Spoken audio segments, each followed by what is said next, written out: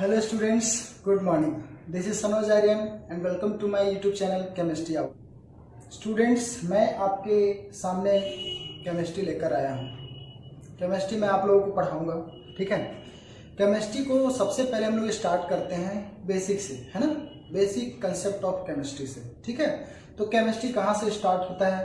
तो केमिस्ट्री में atoms, molecules बहुत ज़्यादा यूज होते हैं, ठीक है। तो मेन रूप से स्टार्ट हम लोग करते हैं मोल कंसेप्ट से, ठीक है। मोल कंसेप्ट, अब ये मोल कंसेप्ट को अभी समझना है।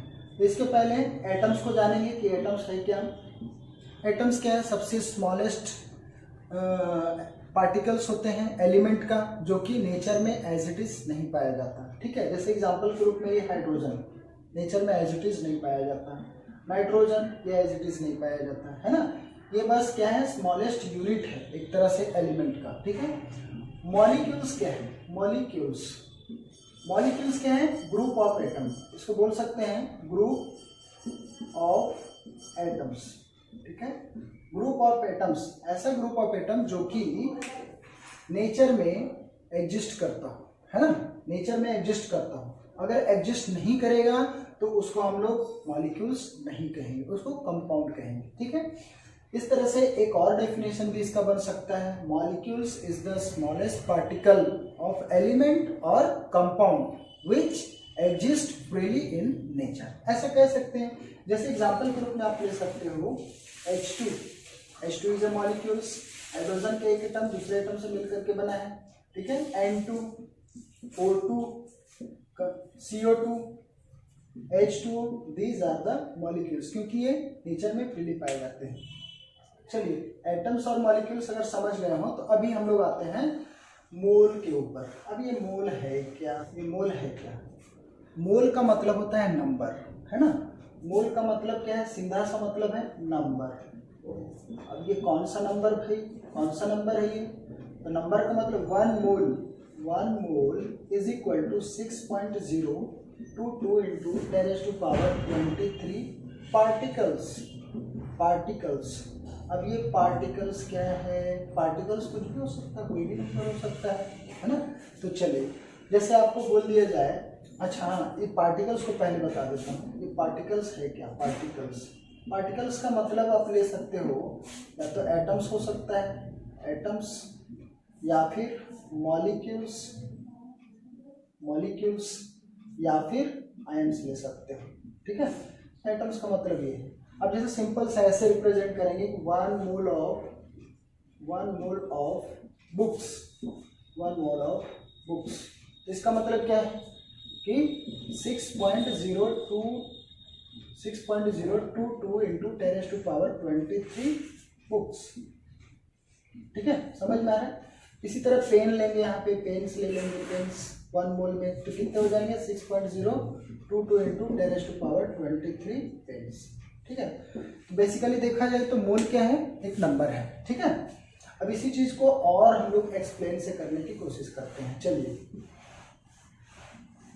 तो इसको हम लोग और कैसे रिप्रेजेंट कर सकते हैं। जैसे मोल को अगर मास के टर्म में डिफाइन करते हैं, मोल को अगर मास के टर्म में डिफाइन करेंगे तो कैसे करेंगे? तो कार्बन को एक बेस यूनिट मान करके चला गया है ना, कि कार्बन को लेकर के ही मास को डिफाइन किया गया है। तो चलिए, इसको कैसे डिफाइन किया गया है उसको देखते हैं। तो जैसे कार्बन में आप जानते हो कि 6 प्रोटॉन और 6 न्यूट्रॉन और 6 इलेक्ट्रॉन होते हैं।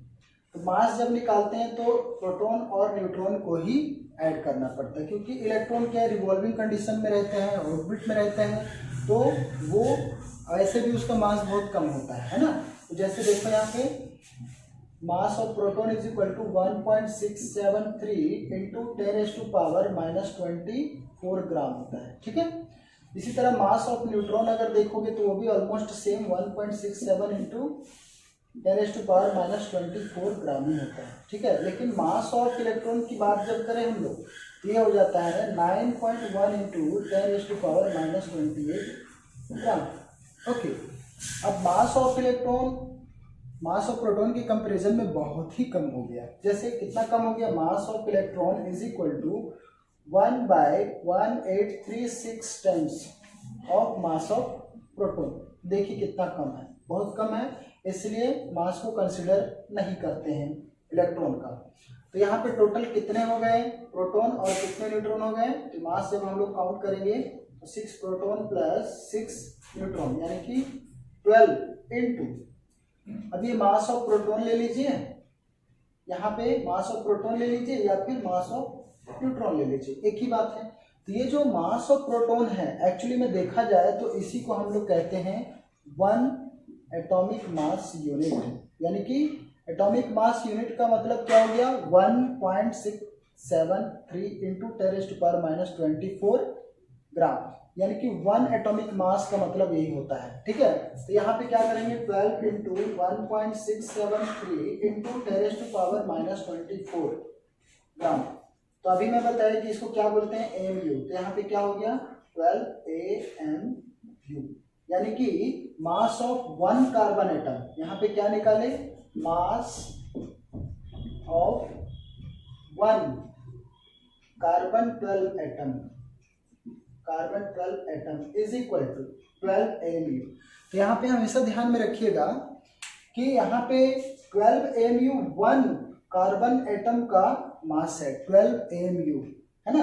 एक कार्बन एटम का जब मास निकालते हैं तो उसको हमेशा AMU में रिप्रेजेंट करते हैं। AMU को सिंपल में आप 12U भी लिख सकते हैं, यूनिट है ना, AMU को ही U के रूप में रिप्रेजेंट करते हैं। ठीक है, तो एटॉमिक मास यूनिट। ठीक है, तो चलिए इसको और थोड़ा एक्सपीरियंस हम लोग करते हैं कि मोल इससे कैसे रिलेटेड है। ठीक है, चलिए तो इसको मिटा देता हूं मैं।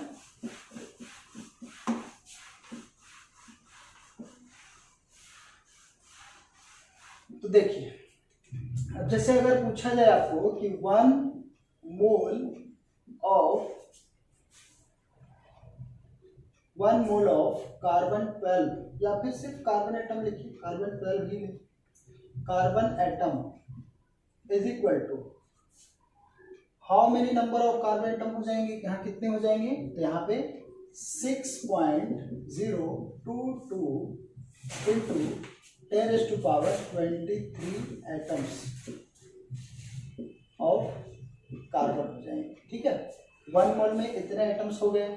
अब आपको मालूम है कि 1 यानी कि mass of 1 carbon atom is equal to, अभी निकाला है हमने 12 AMU। यही अगर निकालना है 1 मोल में निकालना है तो 1 मोल में कितने एटम्स हैं, कितने एटम हैं? तो यहाँ पे लिखेंगे मास ऑफ, यहाँ पे 1 कार्बन एटम का निकाला गया है तो यहाँ पे कितने एटम का निकालेंगे 6.022 into 10⁻23 atoms of carbon is equal to 12 AMU into 6.022 into 10⁻23 atoms of carbon. ठीक है, अब देखिए, अब इसको मल्टीप्लाई करना है। 12 AMU का मतलब 1.673 इंटू 10⁻⁻24 इंटू 6.022 इंटू 10⁻23। ठीक है, 23।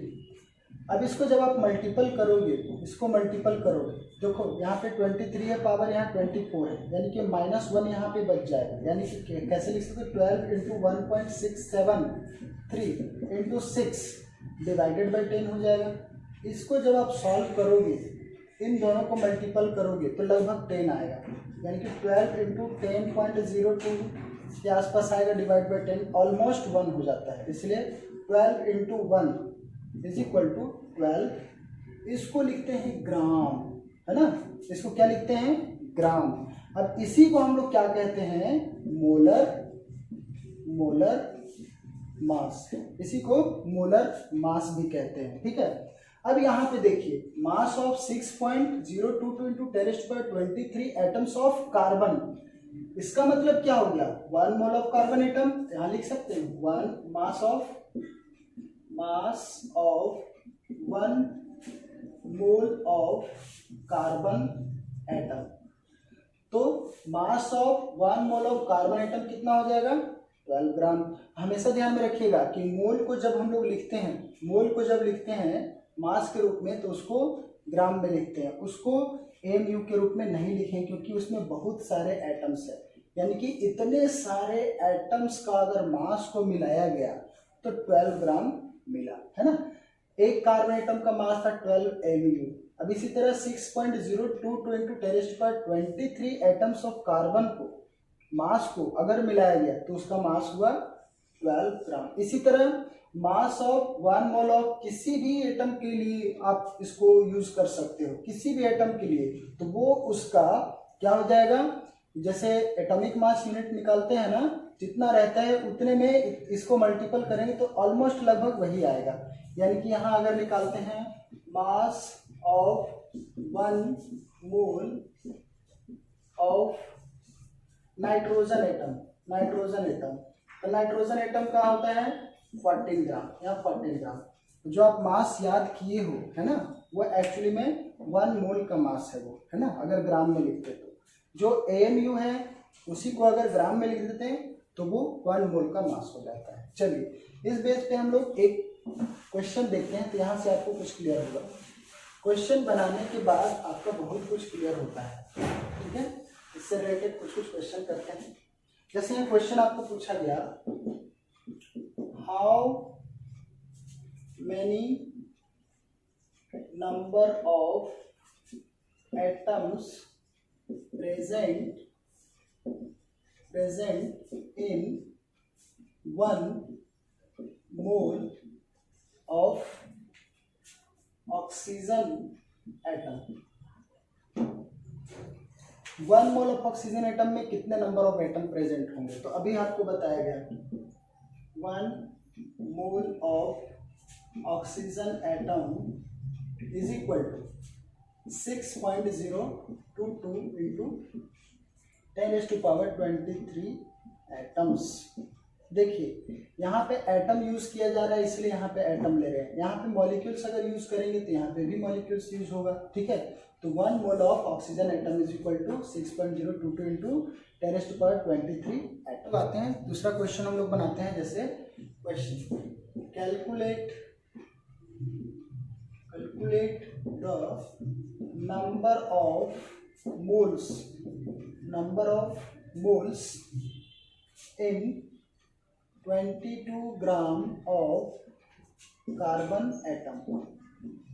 देखिए इसको हम लोग कैसे बनाएंगे, ठीक है। इसको कैसे बनाएंगे, आपको मालूम है कि 1 mole of carbon atom is equal to, carbon atom के 1 मोल में कितने मास होते हैं, तो यहाँ पे आपको मालूम है कि 12 ग्राम होते हैं।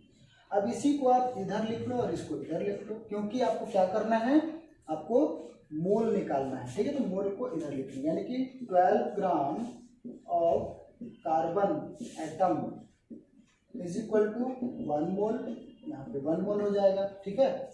तो 1 ग्राम का कितना हो जाएगा, 1 ग्राम का 1/12 इतने मोल हो जाएंगे।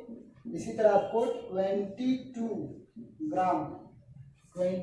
ग्राम of carbon atom is equal to 1/12 into 22 इतने मोल हो जाएंगे, ठीक है। अब देखिए इसको कटने लगे तो काट दीजिए, 6 2 जा 11 2 जा, यानी कि 11/6 मोल, ये आपका हो गया नंबर ऑफ मोल्स, ठीक है। इस तरह से आप फाइंड कर सकते हैं। इसी तरह और भी कोई अगर क्वेश्चन रहा, समथिंग डिफरेंट क्वेश्चन, इसी से रिलेटेड एक और क्वेश्चन मैं कराने की कोशिश करता हूँ, शायद आपका और क्लियर हो जाएगा। चलिए इसी से रिलेटेड जैसे यहाँ पे बोल दिया जाए calculate the number of moles इन, यहाँ पे बोल दिया कुछ और, है ना, 64 ग्राम ऑफ ऑक्सीजन एटम, ऐसा बोल दिया। इसको भी आसानी से बना सकते हो। यहाँ पे क्या लिखेंगे, ऑक्सीजन एटम के 1 मोल में 16 ग्राम होता है, तो यहाँ पे ऐसे लिख सकते हैं 16 gram of oxygen atom is equal to 1 mole. It means 1 gram of oxygen atom is equal to 1/16 mole, ठीक है। तो आपको 64 ग्राम ऑफ ऑक्सीजन एटम का निकालना है, 1/16 इंटू 64, ओके। 16 4 जा तो क्या हो गया 4 मोल हो गया आंसर। ठीक है, तो देखिए नंबर ऑफ मोल्स फाइंड करने के लिए यहाँ पे एक सिंपल सा एक फॉर्मूला बन रहा है। आप पिछले क्वेश्चन में भी देखिए और इस क्वेश्चन में भी, तो एक बहुत ही इंपॉर्टेंट फॉर्मूला बन रहा है जिसको हम लोग लिख सकते हैं, जैसे number of moles is equal to, देखिए mass given divided by molar mass, यानी कि इस मोल के जो मास आएंगे उसको लिख सकते हैं, है ना। तो बहुत आसान सा एक फॉर्मूला बन गया आपका। इस फॉर्मूले से आप नंबर ऑफ मोल्स डायरेक्ट निकाल सकते हो। देखो जैसे इसको मैं इस तरह से बनाया हूँ, इस फॉर्मूले से बनाएंगे तो देखिए कितना सिंपल में बन जाएगा, देखिए, है ना। आपको नंबर ऑफ मोल्स निकालना है। चलिए नंबर ऑफ मोल्स क्या हो जाता है, number of moles is equal to given mass 64 है, divided by molar mass of oxygen कितना होता है, मोलर मास 16, ये हो गया 4 मोल। Very simple. ठीक है, तो फॉर्मूला आपको सिंपल बना देता है किसी भी क्वेश्चन को। ठीक है, तो चलिए ये क्वेश्चन तो कर लिए, अभी थोड़ा सा और डिफरेंट क्वेश्चन करेंगे। ठीक है, चलिए इसको मिटा देता हूं।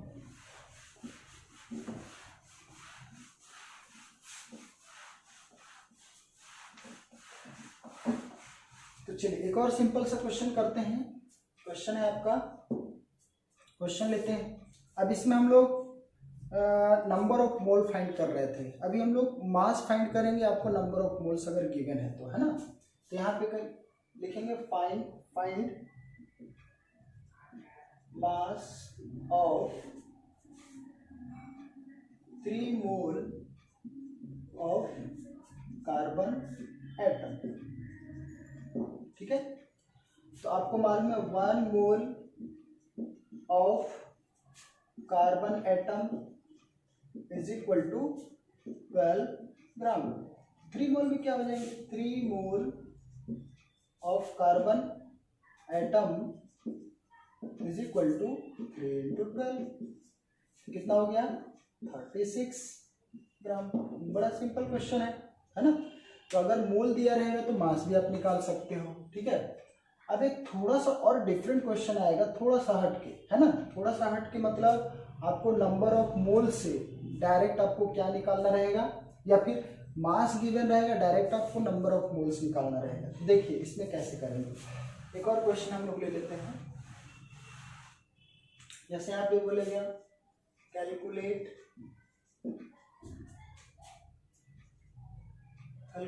Number of atoms present in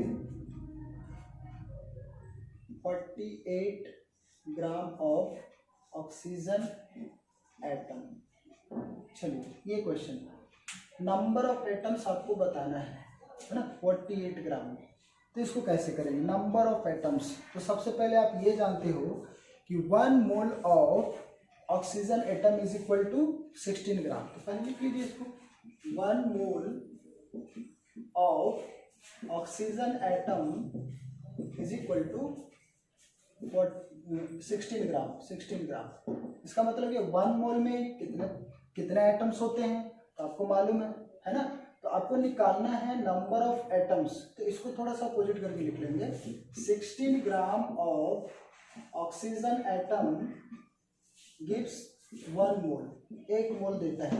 ठीक है, अब इसी को हम लोग 1 मोल को हम लोग क्या लिख सकते हैं, 16 gram of oxygen atom is equal to 1 mole क्या है, नंबर है, तो 6.022 इंटू 10⁻23 एटम्स।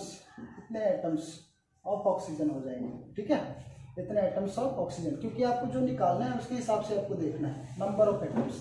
तो यहाँ पे 1 ग्राम का क्या हो जाएगा, 1 ग्राम का तो 6.022 इंटू 10⁻23 डिवाइडेड बाय 16। आपको निकालना है 48 का, तो यहाँ 48 लिख लेंगे। 48 gram of oxygen atom is equal to 6.022 into 10⁻23 divided by 16 into 48। 16 3 जा, यानी कि 3 से इसको मल्टीपल कर दीजिए। 3 2 जा 6, 3 2 जा 6, 6 0 16 6 3 is 18.066 into 10⁻23 atoms of oxygen. ये हो गया आपका आंसर है ना। तो इस तरह से थ्री डिफरेंट तरीके से आप क्वेश्चन बना सकते हो। तो चलिए मैं इसका एक समरी आपको दे देता हूँ कि आपके पास क्या क्या फॉर्मूला आए। चलिए इसको आप लिख लीजिए, स्क्रीनशॉट ले लीजिए। चलिए तो फिर मैं इसका एक कंक्लूजन आपको दे देता हूँ। चलिए